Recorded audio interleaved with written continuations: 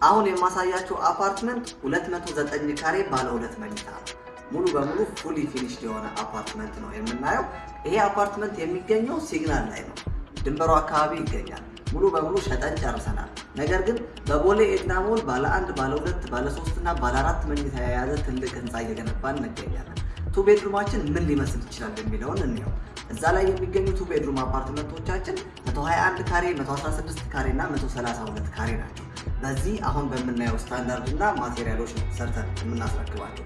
ስለዚህ 2 ቤድሩም አፓርትመንታችን ምን ይመስላል የሚለውን ከማስተር ቤድሩሙ ጀምረን ማየት እንችላለን።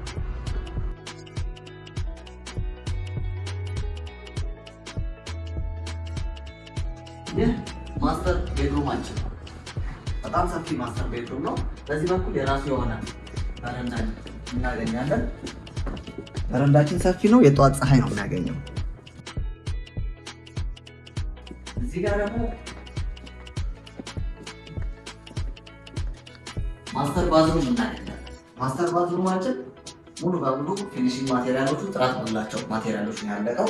እዚህ ጋር ደግሞ ዲጂታል የሆኑ መስታወቶች እናገኛለን።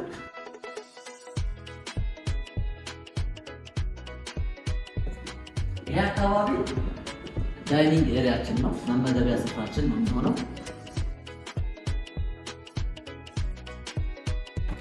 እዚህ ጋር ደግሞ ሁለተኛ መኝታ ክፍላችን እናገኛለን።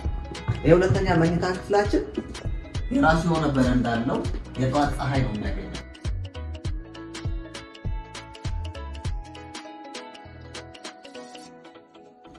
እዚህ ጋር ደግሞ ቁም ሳጥን አዘጋጅተንለታል።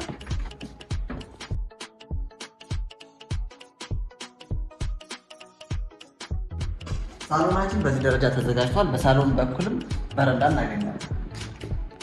ይሄኛው ኮመን ባዝሩማችን ነው።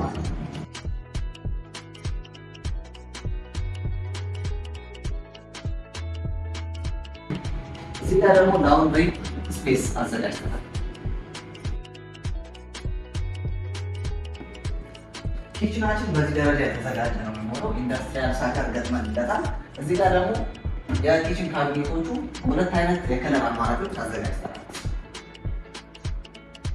ስለዚህ ቱ ቤድሩም አፓርትመንታችን ይሄን ይመስላል። በቦሌ የገነባ ነው በሚገኘው ሳይታችን ላይ ቱ ቤድሩም አፓርትመንቶቻችን በዚህ ደረጃ ነው የምናዘጋጃቸው።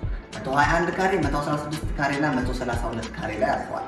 በሰሚ ፊኒሽድ እና በፉሊ ፊኒሽድ ማግኘት ትችላላችሁ። ስለነዚህ አፓርትመንቶች ሙሉ መረጃ ማግኘት የምትፈልጉ ከሆነ ባዮ ላይ ማስቀመጥኩላችሁ ስልክ እና የቴሌግራም አካውንት በመደወል ቀጠሮ በመያዝ ሳይት መጎብኘት ትችላላችሁ። ዴማ ሆፕ ሪል ስቴት ቅንጦት ይገባዎታል።